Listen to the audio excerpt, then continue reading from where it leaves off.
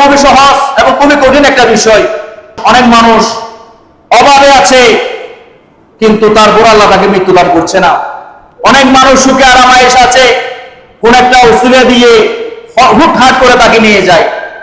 কিন্তু মৃত্যুর জন্য আপনি কি প্রস্তুত করেছেন? মৃত্যুর জন্য আপনার পাতে কি? আপনি ঈমান নিয়ে মূল সম্পদ যেটা, আপনি আলমে বরজখে যেতে পারেন কিনা, সেটা হচ্ছে মূল বিষয়। কারণ মৃত্যুর ভয় আমাদের মন থেকে উঠে গেছে। আমরা এত বেশি মৃত্যু দেখি।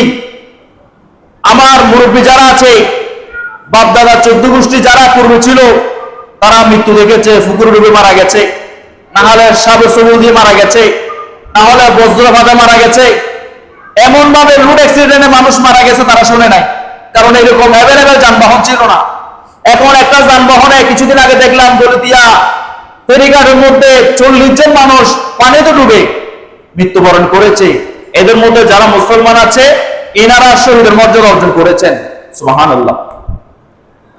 এবং এই যে ঈদ উপলক্ষে আমরা দেখছি মানুষ বিভিন্ন জায়গায় কারগাছড়ি, রাঙ্গামাটি রুটে, বিভিন্ন উত্তরবঙ্গে আউট ডিস্ট্রিক্ট থেকে চট্টগ্রাম আসা বা ঢাকা থেকে অন্য জায়গায় অন্য জেলায় যাওয়ার পথে মানুষ অহরহ মৃত্যুবরণ করছে। একজন ভাইকে দেখলাম লঞ্চের মধ্যে সে চাপা পড়ে তার মৃত্যু হয়ে গেছে, সে তেলে গেছে। এরকম মৃত্যুর যে কোনো মুহূর্তে আমাদের উপর প্রস্তুত। আজরাইল মালাকুল মউত আল্লাহর হুকুমের অপেক্ষায় রয়েছে। এখন যদি ভূমিকম্প আসে, বোমা বিস্ফোরণ হয়, কারেন্টের শর্ট লাগে, আমরা সবাই তো মৃত্যুবরণ করতে পারি, কোনো গ্যারান্টি আছে? কিন্তু এই মৃত্যুকে আমরা একবারের জন্য আমরা স্মরণ করি না। আর এই মৃত্যুটা করাটা স্বাভাবিক বিষয়, মারা তো সবাই যাব, কিন্তু ঈমান নিয়ে মারা যাওয়াটা হচ্ছে বড় বিষয়। সুবহানাল্লাহ।